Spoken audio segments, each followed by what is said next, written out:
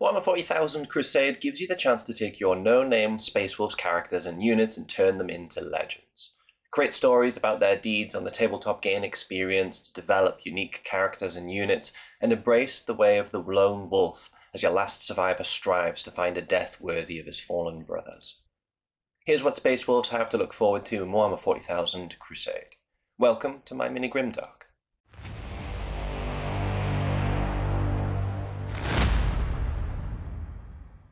You'll need a copy of both the Space Marines Codex and Codex Supplement Space Wolves to fully embrace Crusade for Space Wolves. At this point, you'll be able to build on the Crusade rules found in Codex Space Marines with some fun and thematic Space Wolves specific rules for Oathsworn Campaigns with unique requisitions and bonus agendas to gain honor points and experience for your units. There are unique battle traits, agendas, requisitions, thematic Space Wolves Crusade Relics, and Crusade badges as well. There's even a narrative mechanic for lone wolves, representing the instance where the sole survivor of a unit will fight on by themselves, hardened by their experience, seeking revenge for their fallen brothers. This rule is very, very awesome, in my opinion. Let's start with the unique agendas available to Space Wolves and Crusade. It seems to make most sense. As well as the agendas available to you in Codex Space Marines, you gain 4 specific agendas in Codex Supplement Space Wolves to choose from. Firstly, show them how we fight is great for progressing your units of Blood Claws. Each time a Wolfguard unit, so that's Head Takers, Terminators, and Battle Leaders, kills an enemy unit, you can select one Blood Claws unit within 6 inches, and that Blood Claws unit gains 1 experience point. For each Blood Claws unit that gains 2 experience points from this agenda, you gain 2 honor points. I really like it. Gaining experience points and progressing your units is one of the most satisfying parts of Crusade, so this agenda gives you the chance to amplify progression a bit for your rookies. It will be impacted by your army composition, of course, since the agenda is going to be redundant if you don't have these unit types in your roster. Savage Fury is an almost auto-take in my mind. It means each time a Space Wolves unit kills an enemy unit in melee, that unit gains 1 experience point to a maximum of 3 experience points per battle. I mean, frankly, if you aren't killing things in melee with your Space Wolves, what are you doing? Great agenda, nice and easy to make use of. House of Vengeance is a tougher one to activate and may depend on your opponent a little. If you kill an enemy unit that's killed at least one of your units, your unit gains 2 experience points. There isn't a cap stated on this, so it's potentially very strong, but it also hinges on enemy units destroying yours, which is a little awkward. The second part of the agenda states that if you manage to kill 3 or more enemy units that have destroyed your units, you also gain 4 honor points. It's a well-balanced agenda. The rewards are great, but activating it isn't going to be as simple as Savage Fury. I think I'm going to keep this one in mind against Horde armies in particular. My armies tend to be very strong in the exchange game, so against troop-based Imperial Guard armies, Orcs, Tyranids, or Genestealer cults, for example, there's going to be loads of chance for me to hit back and kill the unit that killed me in most games. Glass cannon armies like Eldari and Emperor's Children too that hit really hard, but should be easy enough to dispatch if you can get them to expose their underbellies, again will be ripe for this agenda. The final agenda is Lead by Example. This is the only one in the Codex Supplement that is inclusive of non-Space Wolves Astartes units, granting 1 experience point and 1 honor point to up to 3 of your units that finish in the enemy deployment zone at the end of the battle. If your Warlord's in the enemy deployment zone, each unit gets 2 experience points, and you gain an additional honor point as well. This one really depends on your force composition. Some units are great for this: deep striking Terminators, guerrilla tactics, scouts, fast attack units like jump intercessors, Thunderwolf cavalry, melee rockets like Wolfen with storm shields, melee dreadnoughts, or units that are hard to target like lone operatives and stealth units. The key is making sure they don't die before the end of the battle though, without sacrificing their effectiveness on the tabletop. A lot of the units that are likely to be positioned to do this are also generally going to be more fragile units. That said, detachment stratagems that allow you to return to reserves and come back into play in more optimal positions on the tabletop could be helpful for achieving this late on in the game. The reward is again generous, but I don't feel like my army will be optimal for achieving this one in the early stages of the campaign, except against very elite foes that might not have the unit count to screen me out of the deployment zone. I like all of the agendas though. They feel different enough from one another and on brand for Space Wolves. Show Them How We Fight and Savage Fury are probably the 2 that I'm going to lean on early in the campaign. Both are easy to activate quite naturally in game without any need for additional strategic considerations really. As my force grows, I see Howls of Vengeance coming into consideration more and more too. There are then 3 Oathsworn campaigns within Codex Space Marines, but focusing on Codex Supplement Space Wolves, you've got 3 new and very thematic ones to choose from. First up, Worthy of a Saga. This Oathsworn represents a force coming together as a tightly knit pack, united by a loyalty to one another, their ferocity, and strong leadership of their most experienced warriors. The unique requisition for this Oathsworn is Prospective Wolfguard, for 1 requisition point, and allows you to choose 1 unit to be marked for greatness in addition to any other units that have been marked for greatness as well. A nice, simple, and impactful boost to a unit. Of the bonus agendas, your dice roll is going to determine what you bring alongside the agendas you've chosen. On a 1 or a 2, you'll rock up with Heroic Challenge. Each time you kill an enemy character in melee, you gain an honour point to a maximum of 3 per battle. It's always hard to predict how easy this will be to accomplish depending on your opponent, but the reward is good and Space Wolves generally have the tools to pull down characters. On a 3 or 4, you get Mighty Trophies. During the Declare Battle Formation step, your opponent must declare 5 units from their Crusade army, and if you're able to destroy 3 of them by the end of the battle, you gain 3 honour points. I'll never not be happy to get this one. I'm highly likely to be taking head takers in my force, so these units will probably be my choices for my quarries. The only times I see this being a real problem are against armies with really tough units that can outmatch me in melee, so that would primarily be Custodes, for example, and armies with units that I might struggle to get to, like guard tanks and artillery sitting in their deployment zone, or quick hitting and feinting units like Harlequins that might just be too fast to catch. You only need to destroy 3 out of the 5 though across the battle, so this one should generally be pretty doable. Finally, on a 5 or a 6, Oathkeeper. Killing the Oath of Moment target will gain you 1 experience point for the unit, and if you manage to do this twice in the battle, you also get 3 honour points. Unless you have a really bad dice day, this one should be pretty easy to bag. It'll combine nicely with Saga of the Bold too for completing some of your boasts. Next up is Glory Seekers, and I already know that I'm going to be using this one in an upcoming Crusade campaign. It feels really on brand for the kind of army I intend to build. It represents the Space Wolves' desire to forge their own sagas and legends through great acts, perhaps the recklessness of younger and more audacious warriors trying to prove themselves. The unique requisition Deeds Beyond Counting is 1 requisition point and allows you to choose a 3rd agenda, but this one's purely for your warlord. If you complete the agenda, you gain 3 honour points and his tale is told after the battle. If you fail, you lose D3 honour points on account of his misjudged boasting, I assume. I'll be doing this as soon as I'm able to. My force is going to be formed around an ambitious battle leader out to prove themselves. Since battle leaders have the Wolfguard keyword, I'll be throwing Show Them How We Fight onto him and having him school my Bloodclaws with his Thunderhammer. Savage Fury should work too, and of the unique Space Wolves agendas is probably the most sensible, but I don't play Crusade to play sensibly really. There are some great ones in the Space Marines Codex too, depending on your warlord choice. Needless to say, big fan of this requisition. Just the 1 bonus agenda in this Oathsworn campaign, Audacious Boasts, but it's awesome. You're gambling a bit on this one. You choose a character in your army and then you choose as many of the boasts from the list as you want. For each that you complete, you get an experience point. Basically, your character is shouting out the deeds his army are going to see him complete at the start of the battle and leaving them in awe when he accomplishes his heroic tasks. Unfortunately, if you fail to deliver on any of the boasts you've chosen, you get 0 experience from his agenda. None of these are auto takes. Never back down from a fight is probably the easiest to achieve.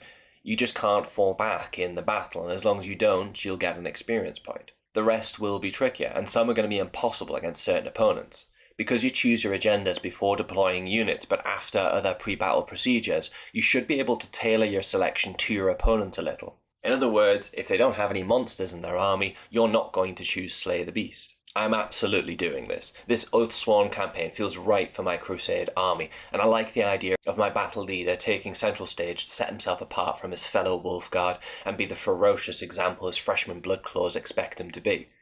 Loads of flavour for this one, and it ramps up the narrative of battles. I can see my battle leader charging down units of chaff on his own as he builds up that kill count for Leave a Trail of Corpses, or hunting down the opposition warlord to create a battlefield duel that sagas are sung of for Bring Back Their Heads. The final Oathsworn campaign is Hunters Unleashed. It goes in the other direction and rewards a force that hunts its prey as a pack. This one probably requires the most in-game consideration of all of them, and it will probably require you to build a force with a unit count and potentially the mobility to accomplish it. So if you particularly like your Wolfen and Thunderwolf cavalry or your infiltrating units, it could work really well for you. It looks fun either way. The unique requisition is a bittersweet one. It's one requisition point for pack rivalry, and it has you set 2 units against each other, competing for experience points. If at the end of the battle both units finish with 3 or more experience points, the one with the highest experience gets an additional 3 experience points. The problem is, the one with a lower total loses 3 of their experience points. It's great fun. If you've got 2 units of head takers or maybe 2 units of blood claws, you can totally see them egging each other on with kill counts, Gimli and Legolas style, during the battle. You win either way, it'll just mean that one unit gets all of the reward. If the units tie on 3 or more, they keep their respective experience points and you get 3 honor points instead. The bonus agendas are determined by a d6 again. 1 or 2 gets you Circling Wolf. You choose 3 Astartes units at the end of the battle and draw a line between each of them, effectively creating a triangle. If there are any units inside this triangle, then you get 2 experience points for each of your 3 units and 4 honor points. Pretty generous, and as long as you have 3 surviving units, this is achievable. On a roll of 3 or 4, you get Warrior's Pride. You can choose up to 3 character units in your army at the end of the battle. They then each get 1 experience point for killing an enemy character, killing an enemy monster, finishing within range of an objective marker that you control. For each character that completes all 3, you get an honor point as well. Finally, first into the fray on a 5 or a 6. Each unit that completes the first charge of each charge phase gets an experience point, and if 4 or more units gain experience points in this way, you get 3 honor points. The trick here is that each unit can only gain 1 experience point from this agenda, so you'll need to start your charge phase with a different unit each turn, for at least 4 of your 5 turns, and you're banking on those charge rolls being successful, of course. Even for a melee army, that's far from guaranteed and will sometimes have you charging out of ideal sequence. Still entirely achievable though, and probably as challenging as it should be given that it's a bonus agenda. Glory Seekers is definitely my favourite, as I really like the Audacious Boasts mechanic, and it'll work well with the Crusade force that I have in mind. These all look fun though, and they bring some extra wolfiness alongside the options within Codex Space Marines. Next up we have Deeds of the Making. Basically, it's your shop for character development where the currency is honor points. There's a really cool selection of different options here, ranging from 5 honor points up to 20 honor points, each with different effects for your character. You can give your character a Logan Grimnar-esque CP tax, with Cunning Trickster for 20 honor points, or make them a Monster Hunter with Beast Slayer for rerolls to wound against monsters and beasts. There are some here specific to Psychers and Wolf Priests too, which I quite like. I like some of these, but if I'm honest, I feel like they're all a little bit too reserved than I'd prefer them to be. I'd like them to give characters traits and abilities rather than increasing XP or RP generation, but I might change my tune once I've had a proper chance to give them a go. Certainly enough choice here when you combine them with the chapter command options in Codex Space Marines though, so this is a small gripe on my part. When your units level up enough to achieve battle traits, there are 3 tables for them. 1 table for characters, 1 for Wolfen, Beasts and Thunderwolf Cavalry, and another one for Adeptus Astartes Infantry and Thunderwolf Cavalry. You're at the mercy of the d6, but all of the character ones are excellent. 1 or 2 gets you precision and rerolls to hit against characters.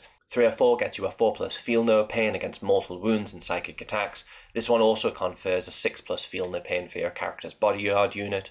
5 or 6 gets you +1 attack and +2 strength on the charge. For your Wolfie units, 1-2 gets them +2 strength on melee weapons. This is just flat out preposterous on Thunderwolf Cavalry and Wolfen. 2 or 3 gets you unit rerolls on the charge if they came in from strategic reserves this turn, situational I guess. 5 or 6 gets the already fast units +1 to move, +1 on their advance rolls, and +1 on their charge rolls. That's great. Finally, rolling 1 or 2 improves the Marked for Greatness boost from 3 XP to 5 XP for your infantry or Thunderwolf Cavalry unit. 3 or 4 allows you to target the unit with a 0 CP heroic intervention, even if you've already used the stratagem this phase. 5 or 6 lets you ignore modifiers to weapon skill, ballistic skill, and or hit rolls. All of these are really usable, even if they don't necessarily fill me with otherworldly excitement. Then we come to Lone Wolf, a unique rule for Space Wolves Crusade armies.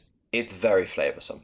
Basically, when a Space Wolves infantry or mounted unit, so not including characters, with the blooded rank or higher suffers a devastating blow following a failed out-of-action test, instead of applying the results, you can choose to go Lone Wolf. You remove the unit from the roster and you replace them with a battle leader. This basically represents this individual as being the last survivor of their unit. They'll have 0 experience points, with the core ability Lone Operative instead of having the option to lead any of your units. They also get a new ability which allows them to reroll wound rolls against monsters and vehicles instead of Tempered Ferocity. The Lone Wolf will gain battle scars from a unique battle table shown here in place of the scars the unit already had, as well as taking new battle honours for each battle honour that their unit previously had. If a Lone Wolf receives a 4th battle scar, they're removed from your roster, having achieved their glorious death.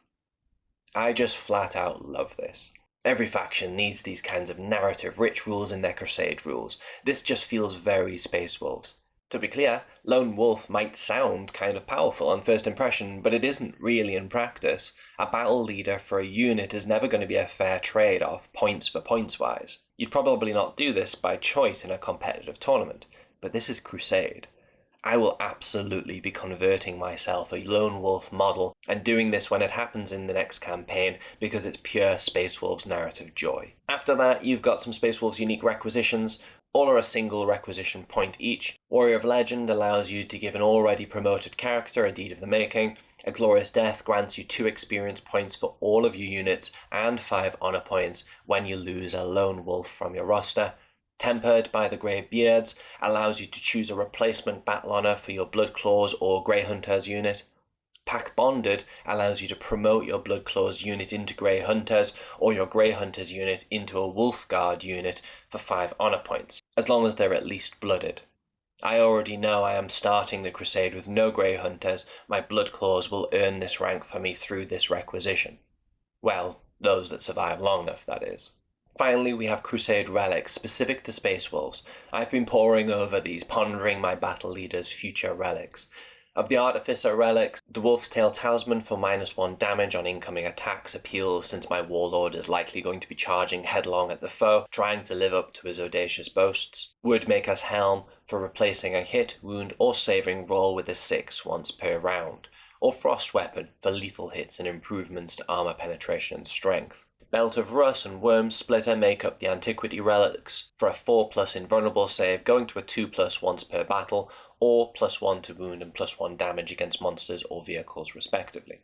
And the Space Wolves' legendary relic is Wolfenstone. The bearer gets +2 attacks and strength in melee, as well as conferring sustain hits 1 to himself and his unit if he's a leader, going to sustain 2 if the character is a battle leader. Very powerful. But you're deep into Crusade campaign at this point, so deservingly so. And right at the end of the Crusade section, you have your Crusade badges to earn.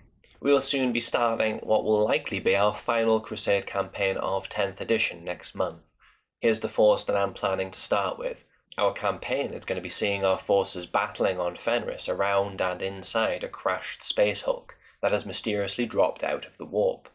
My force is Leif's Red Wolves, led by Leif Vinland Red, a wolf guard that's been temporarily lifted to battle leader status and afforded the deed of leading one of the Wolf Lord's retinues to the Hulk. He's accompanied by several of his brothers from their lord's wolf guard, as well as a large contingent of volunteers from the company's new recruits, Bloodclaws eager to prove themselves and earn their Grey Hunter status. Finally, joining him and presumably keeping watch of his progress and the progress of the young Bloodclaws is a wolf priest along with a pack of wolfen that the priest has taken under his care. For me, Crusade is the ultimate immersion Warhammer 40,000 experience. I've converted models to represent the most memorable achievements in Crusade campaigns. I've got a World Eater's Master of Executions with 1 skull in his base for every Space Marine he slew in our last campaign, when it became apparent that he seemed to have a certain knack for lopping off the heads of Blood Angels. And a Broodlord standing on the corpse of a Custodian shield captain that he butchered along with his entire retinue in our first campaign of 10th edition. The new Space Wolves Crusade rules, especially combined with the options available already in Codex Space Marines, will help you forge stories around your characters and units in just this way too. Thanks for watching, keep hobbying.